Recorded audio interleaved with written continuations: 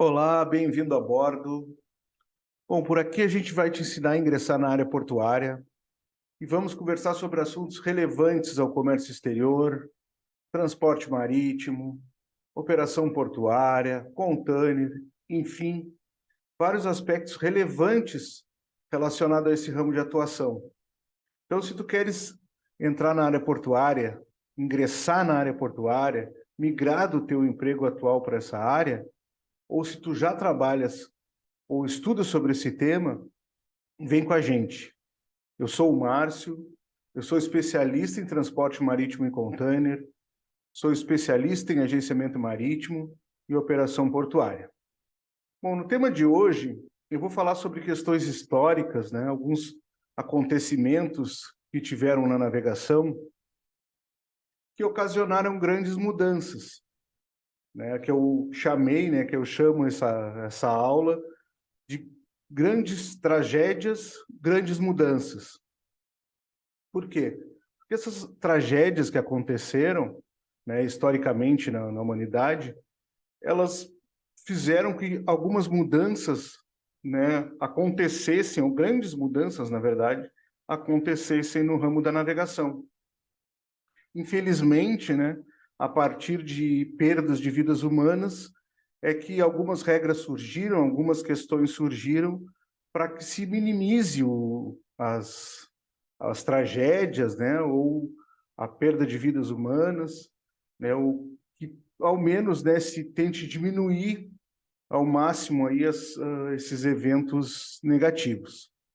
Aí a navegação, como acontece em outros campos da vida, ela é marcada por tragédias, né, tragédias históricas. Uma delas que eu vou citar até aqui é o próprio Titanic, que recentemente o filme Titanic fez 25 anos, né? Então essa tragédia também vou comentar aqui um pouco e o que mudou a partir da tragédia do Titanic, tá? Então o primeiro assunto que eu queria falar para vocês, né, histórico, dentro do mundo da navegação, aconteceu lá pela volta de 1870, por aí, na Inglaterra. O que acontecia? Naquela época, né, um dos princípios dos transportadores marítimos, né, um princípio negativo, muito negativo, era o seguinte: aquela época era a época das grandes navegações, a Inglaterra era uma potência, assim como Portugal e Espanha, né, dentro da navegação, né, explorando o novo mundo, né, as Américas, a Austrália e etc., né, como a gente estudou lá no colégio, né? E o que acontecia? Das premissas dos empresários do transporte marítimo naquela época era a seguinte: eles mandavam fazer uma viagem, né, no terceiro mundo, principalmente, e a ideia era o quê? Enche-se o navio ao máximo, tornando essa viagem muito insegura, né? Muito insegura mesmo. Então, enchia-se o navio de tudo que é tipo de mercadoria, extrapolava as margens de segurança de navegação e o que acontecia? Ou se chegava lá, né, de volta à Inglaterra com grandes lucros a partir daquele montante, daquela grande quantidade de mercadoria, ou o navio naufragava, a embarcação naufragava, né? E a maioria das pessoas morriam, né? A maioria dos tripulantes, dos marinheiros, morriam nesses acidentes marítimos. Então, o que aconteceu? Em 1872, né, um membro da Câmara dos Deputados lá da Inglaterra, né, o equivalente a um deputado no Brasil, ele publicou um estudo, né, que se chamava Nosso Marinheiro, ou Nossos Marinheiros, né, que relatava essa situação, né, para os colegas de, de Senado e colegas deputados, colocando em voga essa questão, né, essa exposição do marinheiro aos acidentes. E a partir dessa publicação dele, a partir desse estudo dele, foi bolada uma lei, né, uma ideia que permanece até hoje, né, dentro do mundo da navegação, né, e até se vocês tiverem oportunidade de prestar atenção no navio, quando ele chega nos portos, né, quando ele sai dos portos, para quem tem a oportunidade, ver no casco, na lateral do navio, um disco, como se fosse uma roda, né, com um risco na horizontal, que se chama o quê? O disco de Plimsoll. Esse deputado, né, ele se chamava Samuel Plimsoll, e ele bolou esse disco, essa marca, né, que fica no casco do navio, para o quê? Para que aquela marca seja o limite tolerável de segurança para que um navio mercante seja carregado. Então, naquela época, se estabeleceu essa linha, né, que se chama marca Plimsoll, ou linha Plimsoll, ou disco Plimsoll, né? Em inglês se diz Plimsoll Line, Plimsoll Mark, Plimsoll Disc, né, para que esse seja o limite de segurança, né, para que o navio navegue em condições seguras. Naquela época já aconteceu isso, né? Aconteceu essa grande mudança, né? Que significou muito para um marinheiro, para o marítimo da época, né? Que conseguia navegar em condições seguras a partir dessa ideia, a partir desse estudo, né? Desse político inglês. Tá bom? Então, essa é a nossa primeira tragédia, né, que era essa navegação completamente insegura, a partir desse princípio, né, até hediondo de navegar ao máximo de sua capacidade de carga o navio, né? Então, essa grande mudança que aconteceu na navegação foi em prol da vida humana, em prol da vida do marinheiro, a partir dessa maneira de operar em visão somente do lucro, né? Por quê? Porque caso o navio não conseguisse terminar a viagem completamente lotado de mercadoria, o armador, o transportador marítimo, ele recebia os prêmios de seguro. Então, ou ele ficava com lucros exorbitantes, ou ele ficava com o dinheiro do seguro, né, que era muito lucro também para ele. Então, a partir desse princípio, né, o Plimsoll fez um estudo e estabeleceu essa marca no casco do navio que indica o máximo que o navio pode carregar. Tá bom? A nossa próxima tragédia, né, que é histórica, igualmente histórica, foi a do Titanic, né, que aconteceu em 1912, né, que é uma história bastante conhecida a partir do cinema, né, que foi uma tragédia, né, muitas pessoas morreram, né, muitas pessoas mesmo, a partir, né, primeiro de prováveis erros de construção, né, conta-se, né, a partir de estudos, que os arrebites utilizados para a construção, para se colocar uma chapa do casco do lado da outra, eram arrebites de baixa qualidade, né? E isso também foi uma técnica que a partir do Titanic já não foi mais usada, já foi usada as chapas soldadas, né? Que trazia mais segurança para o casco da embarcação. E principalmente na pressa da navegação, né, que o navio tinha a pressa de fazer com aquela viagem, né, que era um acontecimento com muita mídia na oportunidade. Então, aquela região onde aconteceu o acidente era uma região até, mesmo com a presença de icebergs naquela época do ano, era uma navegação, de certa forma, comum, né? E o relato que se tem é que o único acidente que houve com o navio naquela época do ano foi com o próprio Titanic.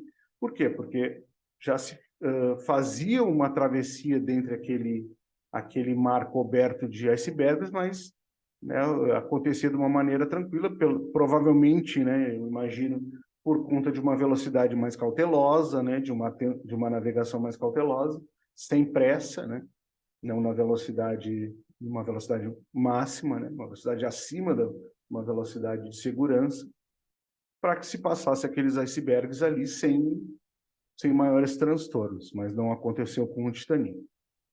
né? A partir da tragédia do Titanic também, né, o grande acontecimento, a grande mudança, né, a partir dessa tragédia, foi a criação do SOLAS, né, que é um tratado internacional, uma convenção internacional ligada à AIMO, né, que é a International Maritime Organization, criou o SOLAS para o que se chama Safety of Life at Sea Convention.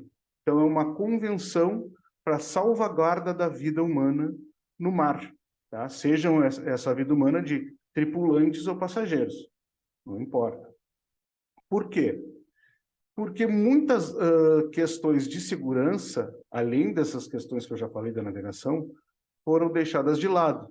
E as principais delas foram o pouco equipamento de salvatagem disponível no Titanic, na oportunidade, né, que não cobria toda a quantidade de pessoas que estavam a bordo, e principalmente a questão da falta de treinamento da própria tripulação e dos passageiros em caso de um acidente, né? Um dado que se fala a respeito do acidente do Titanic é que no dia do acidente tinha um simulado, um treinamento de evacuação do navio que não aconteceu por conta das festividades, né, e por ordem do comandante que não quis interromper o entretenimento dos passageiros por conta de um treinamento.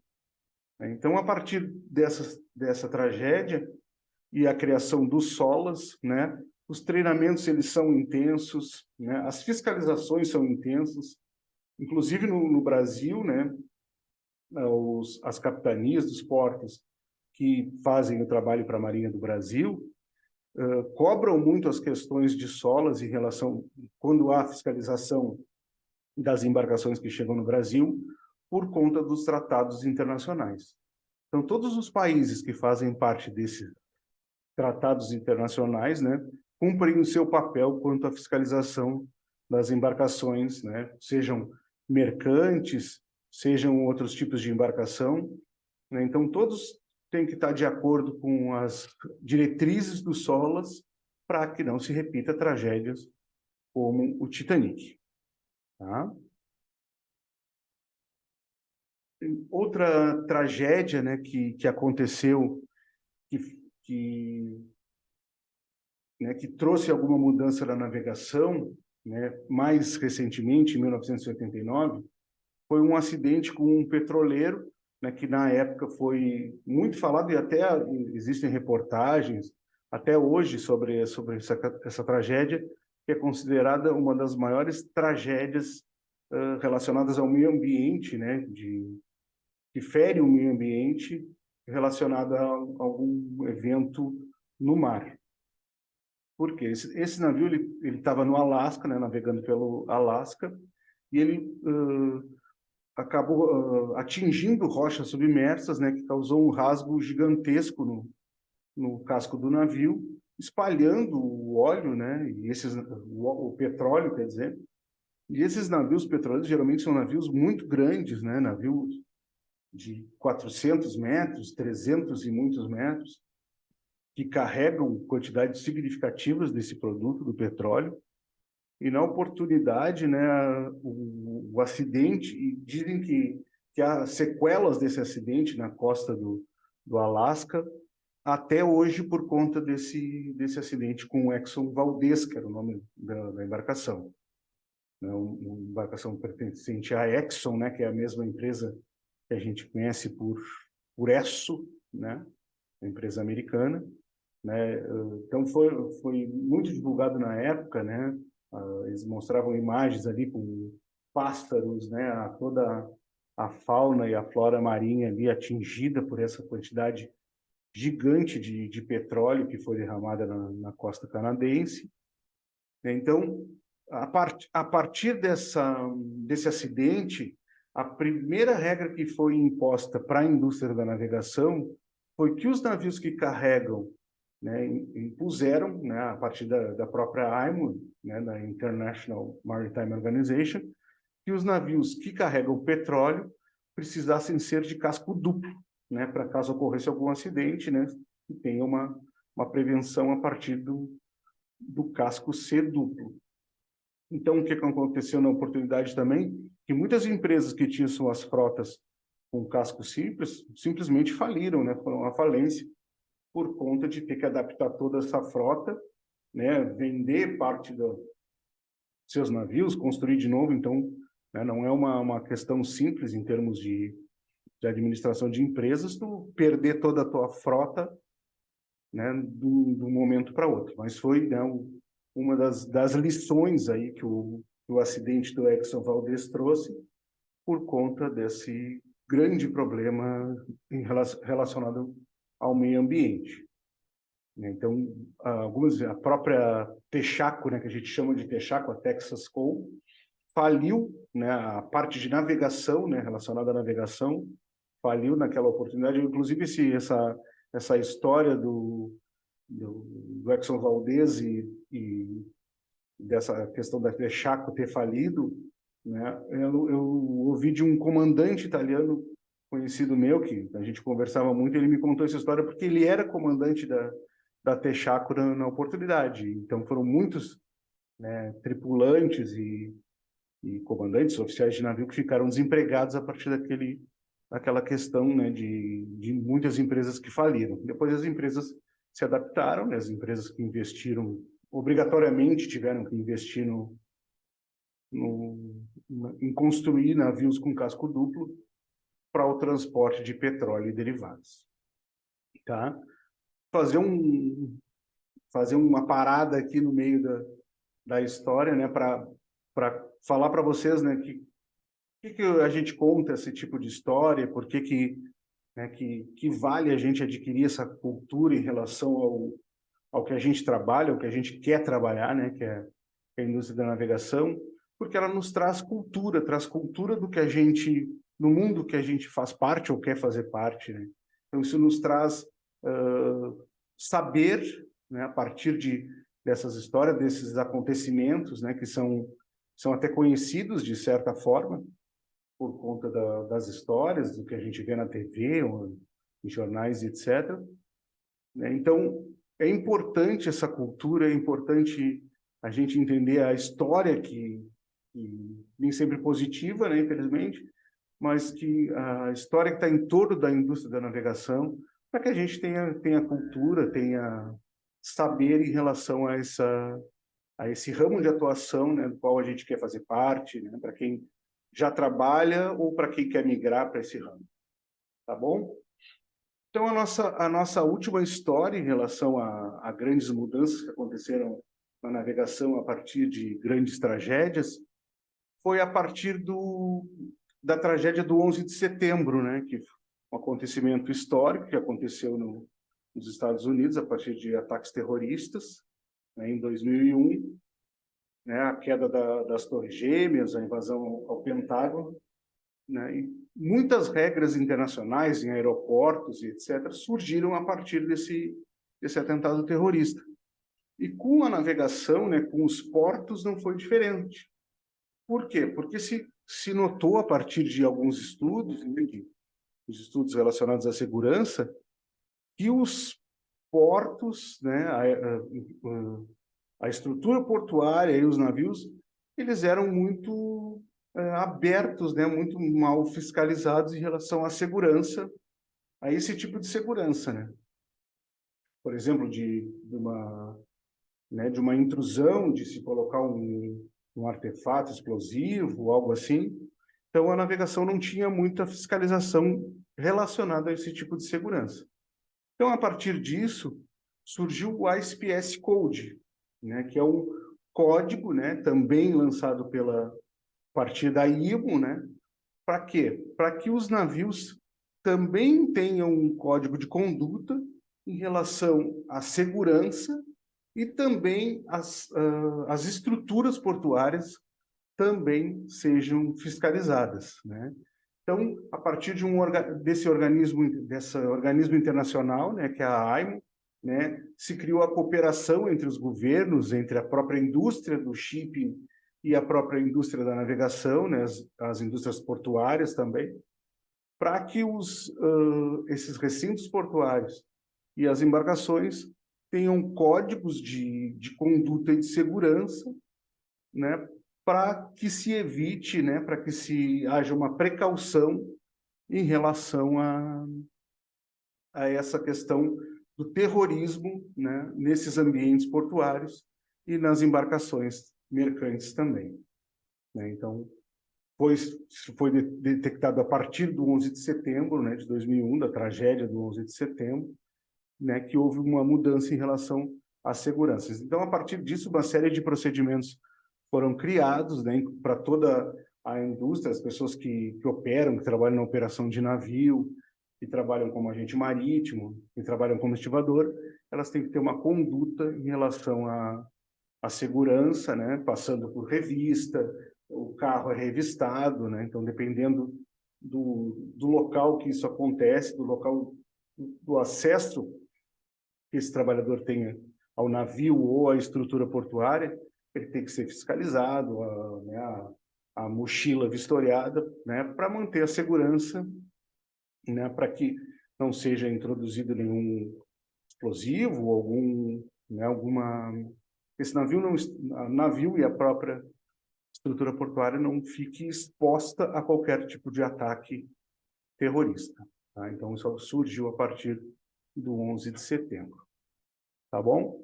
Então, esses 4 eventos históricos dentro da história, né, do mundo, né, não só da navegação, trouxeram grandes mudanças para a indústria da navegação a partir desses eventos, dessas tragédias.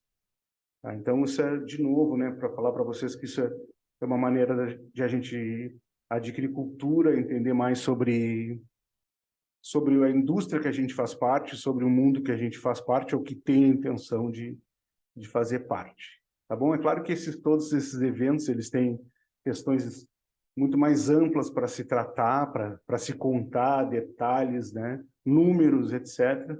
Mas só para que vocês conheçam esses, né? Para quem não conhecia esses eventos, e os reflexos dele dentro da indústria da navegação, dentro da indústria portuária. Tá bom? Bom, só para lembrar vocês que nós somos, né, da Portal Shipping, a gente fala sobre questões portuárias, sobre a indústria da navegação, sobre o comércio exterior, né?